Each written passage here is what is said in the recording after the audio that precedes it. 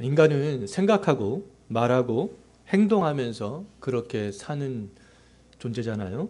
우리에게 그러면 중요한 것은 어떻게 생각할 것인가? 어떻게 말을 할 것인가? 어떻게 행동할 것인가? 이것들이 우리에게 중요하지 않겠습니까? 그 나를 비롯해서 나와 관계를 맺고 있는 사람들의 생각과 정말 말과 행동이 다 온전하다면 우리의 삶은 평안하고 평탄할 수 있어요. 하지만 그렇지 않으면 우리의 인생은 고달플 수밖에 없습니다. 내가 어떤 사람에게 생각하고 말하고 행동하는 것, 그 사람이 나에게 생각하고 말하고 행동하는 것, 이런 것들이 온전치 못하면 우리가 스트레스 상황 가운데 놓일 수밖에 없고요. 우리가 또 분노의 상황 가운데 놓일 수밖에 없습니다. 대부분은 사람들의 인생을 살아갈 때 문제가 생기는 것은 바로 사람과 사람 사이의 말과 어떠한 행동과 생각의 다름 때문이 아니겠어요? 내가 원인을 제공할 수도 있고요. 다른 사람이 또 나에게 원인을 제공할 수도 있고 또 서로가 원인의 제공자가 될 수도 있습니다. 다른 사람이 나에게 잘못된 말과 행동을 하는 것은 그런데 내가 어떻게 할 수 없는 부분들이잖아요. 내가 어떻게 할 수 없습니다. 그럼 우리가 고민하고 생각해야 될 것은 무엇이냐 하면 바로 나의 생각과 나의 말과 나의 행동을 먼저 주의하고 돌아보는 것이죠. 내 말과 행동이 다른 사람에게 상처를 주고 감정을 상하게 하고 분노를 일으키지는 않았는가? 우리가 이런 것에 대해서 생각하고 조심을 해야 될 필요가 있습니다. 그러니까 내가 먼저 그러한 일들을 하게 되면 만약에 가족의 구성원이 다 4명, 5명이 모여 있다면 나는 혼자 고민하지만 모든 가족의 구성원들이 다 같이 고민한다. 그러면 그 가족의 공동체가 어떻게 되겠습니까? 회복이 되어지는 것이 아니겠어요? 우리 교회 공동체도 마찬가지가 아니겠습니까? 먼저 내가 나의 생각과 나의 말과 나의 행동을 점검해보고 돌아보는 거죠. 그럼 모든 교회 구성원들이 다 그런 일들을 한다면 나는 나 혼자 하지만 다 각자가 다 그렇게 하기 때문에 이 교회 공동체는 저절로 어떻게 되겠습니까? 회복이 되어질 수밖에 없게 되는 것이죠. 자, 그럼 우리 그리스도인들이 할 일은 뭐냐 하면 다른 사람의 어떠한 말과 행동을 비난하기 전에 그럼 나의 말과 행동을 먼저 점검해 보는 것이 중요하지 않겠어요? 서로가 그런 일들을 하는 것이 굉장히 중요합니다. 우리는 좋은 말과 좋은 행동을 반드시 그렇게 해야 돼요. 점검을 해 봐야 됩니다. 왜냐하면 모든 그리스도인 개개인들은 오늘 이 본문에서 뭐라고 말씀하고 있냐면 대표자다 이렇게 말하고 있습니다. 우리가 다 대표자라는 거예요. 그럼 어떤 대표자인가? 20절 다시 한번 보십시오. 20절 본문에서 대표자라는 단어는 없지만 대표자를 대신할 수 있는 그런 단어가 있잖아요. 우리 그리스도인들을 지칭해서 어떻게 말씀을 하고 있습니까? 우리는 그리스도를 대신하는 뭐라고요? 사신이다. 사신이 곧 대표자 아니겠어요? 바울은 고린도 교인들에게 이 고린도 후서를 보내면서 자신을 이렇게 소개하고 있어요. 나는 그리스도를 대신하는 사신이야. 대표자야. 이렇게 소개를 하고 있잖아요. 그럼 오늘날 그럼 그리스도를 대신하는 사신들은 그럼 누구이겠습니까? 우리들 아니겠어요? 예수님께서 우리를 이 세상에 보낸다 이렇게 요한복음에서 그렇게 말씀하고 있잖아요. 예수님께서는 직접적으로 이 제자들과 사도들을 세상에 보내셨지만 그들을 통하여서 지금까지 복음이 2000년 동안 계속해서 우리에게까지 전달되고 계승이 되어져 온 것이 아니겠습니까? 그러면 이 시대에 예수 그리스도의 대표자 사신들은 바로 여기 있는 우리들이다라고 말할 수 있는 것이죠. 그럼 그리스도의 사신된 바울에게서 복음을 전해 듣고 그리스도인이 된 고린도 교회 성도들도 그 당시에 2000년 전에 그리스도의 사신의 역할들을 감당해야 될 그러한 사람들이었어요. 오늘날에는 우리가 그 역할들을 감당을 해 나가야 되는 것이죠. 그리스도인들의 인생은 그럼 이 불신자들과의 인생과는 다른 인생이라는 거예요. 왜 다르겠습니까? 우리는 누구이기 때문에요? 그리스도의 대표자라는 거예요. 그리스도의 사신이라는 것이죠. 그 불신자들은 그냥 자기 마음대로 자기가 원하는 대로 그렇게 살아가도 상관이 없습니다. 자기가 하고 싶은 말을 다 하고 자기가 하고 싶은 행동을 다 하면서 그렇게 살아가도 뭐라고 할 사람이 없어요. 그들은 세상의 법과 윤리와 그냥 도덕 이것만 생각하면 됩니다. 그런데 우리 그리스도인들은요, 거기에다가 세상의 법 당연히 지켜야죠. 어떠한 윤리 도덕 당연히 우리를 생각해야 되지 않겠어요? 그런데 여기에 우리는 한 가지를 더해야 된다는 거예요. 무엇을 더하느냐? 바로 그리스도의 사신이라는 겁니다. 그럼 하나님 나라를 대표하는 사람이라는 거예요. 세상의 법도 생각하고 윤리도 생각하고 도덕도 생각해야 되지만 우리는 또 하나님 나라를 대표하는 사람들이다. 바로 우리 모든 그리스도인들이요.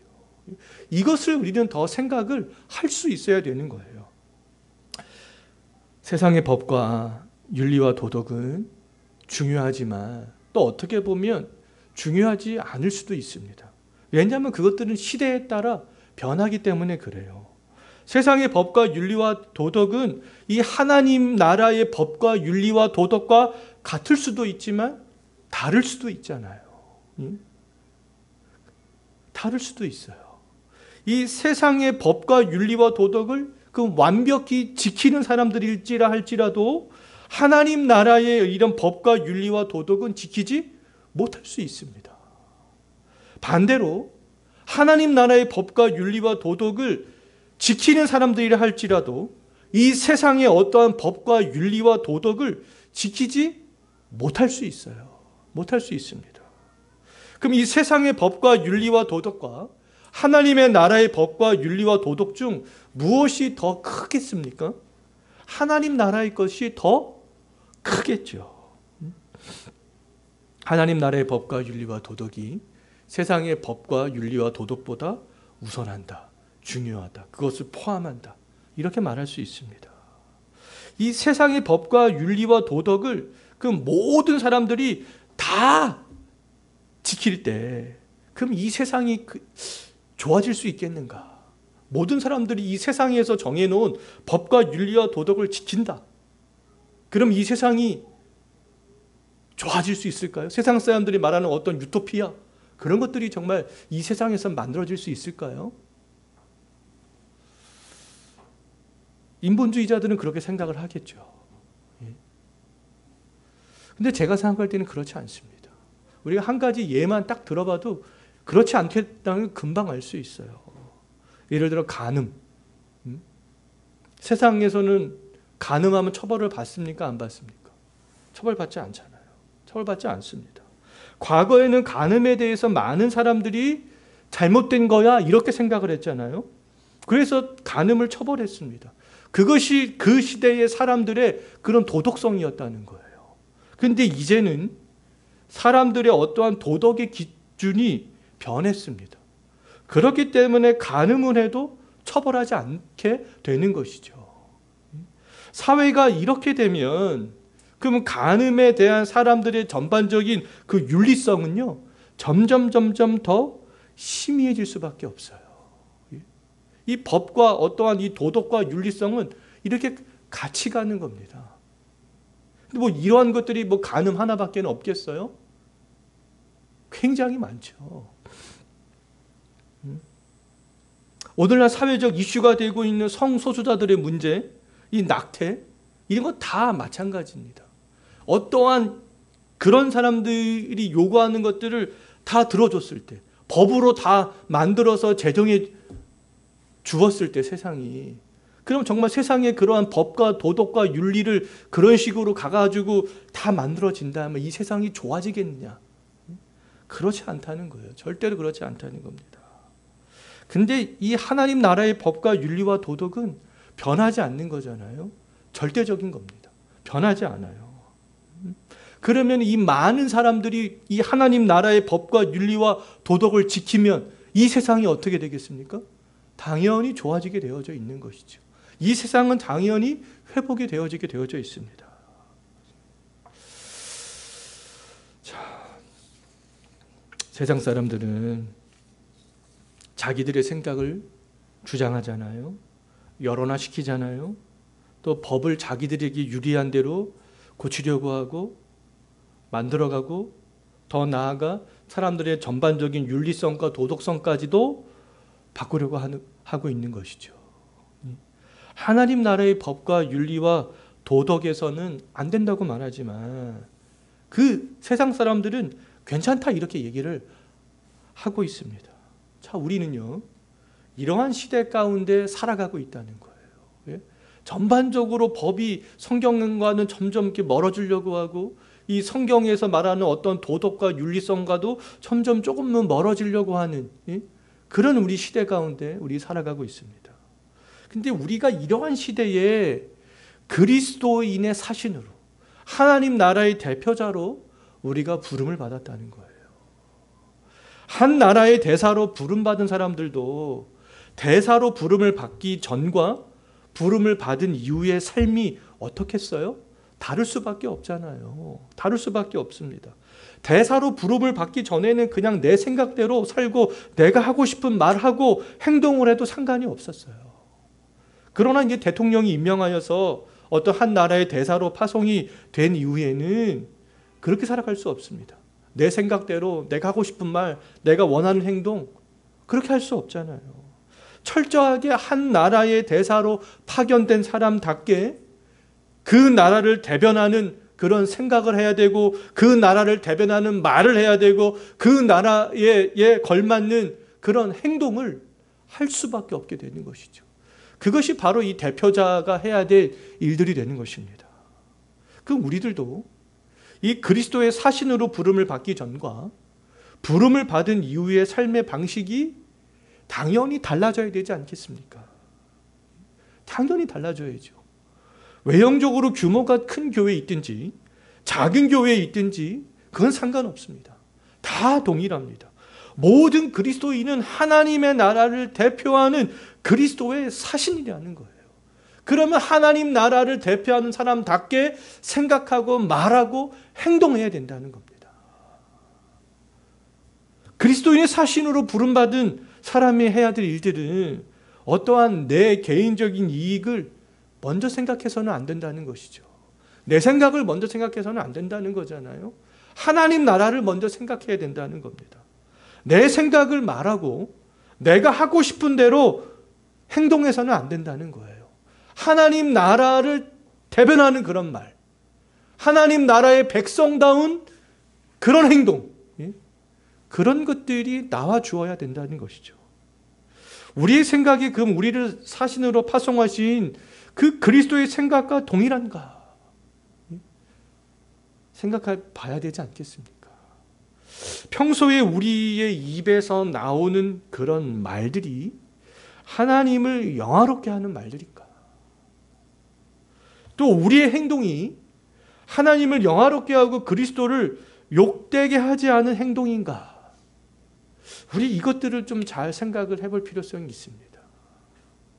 이 모든 그리스도인들이 그리스도의 사신됨을 먼저 생각할 때에 하나님의 나라가 온전히 이 땅에서 더욱더 구현되어 가지 않겠습니까? 또 우리를 통하여서 우리가 있는 곳이 하나님 나라가 점점 더 그런 것들을 경험하게 되지 않겠어요? 하나님 나라의 그런 영원한 것들, 이 땅에서부터 점점 더 경험하게 될 수 있게 된다는 것이죠. 자, 그리스도께서 그럼 우리를 하나님 나라를 대표하는 그런 사신으로 부르신 그런 궁극적인 이유가 있습니다. 세상의 법과 윤리와 도덕적인 어떠한 잣대만을 가지고 생각하고 말하고 행동하는 사람들은 하나님과 적대적인 관계에 있는 사람들이잖아요. 그들은 다 하나님과 적의 관계에 있는 사람, 하나님과 원수된 관계에 있는 사람들입니다. 다 하나님의 심판의 대상이라는 것이죠. 이 사람들에게 그리스도의 사신된 우리가 마땅히 해야 될 일들이 있다는 겁니다. 20절 마지막 부분을 다시 한번 보십시오. 세상 사람들에게 하나님과 화목하게 될 수 있는 그런 방편을 우리가 증거해야 된다는 거예요. 우리의 생각과 말과 행동이 하나님 나라의 사신으로 적합해야 되는 이유는 하나님과 죄인된 인간이 화목하게 하는 말씀을 증거해야 하는 그런 임무를 우리가 맡고 있기 때문에 그렇습니다. 우리의 생각과 말과 행동이 세상에 있는 사람들과 좀 다른 데가 있어야 그 사람들이 우리가 증거하는 말에 귀를 기울이게 될 것이 아니겠어요? 세상 사람들이 말하라는 그런 어떠한 그 말과 행동과 생각과 좀 우리가 달라야, 우리가 전파하는 화목에 대한 그런 복음에 대해서, 예수 그리스도에 대해서, 또 그것을 선포하고 가르치는 이 교회에 대해서 그들이 뭐 조금이라도 더 이렇게 관심을 갖게 되지 않겠습니까? 오늘날 많은 그리스도인들이, 비그리스도인들이요, 교회가 증거하는 복음을 들으려고 하지 않는 것은 그동안 그리스도인들이 그리스도인의 사신으로서의 삶을 사는 것을 제대로 보여주지 못했기 때문이다라고 말할 수 있습니다.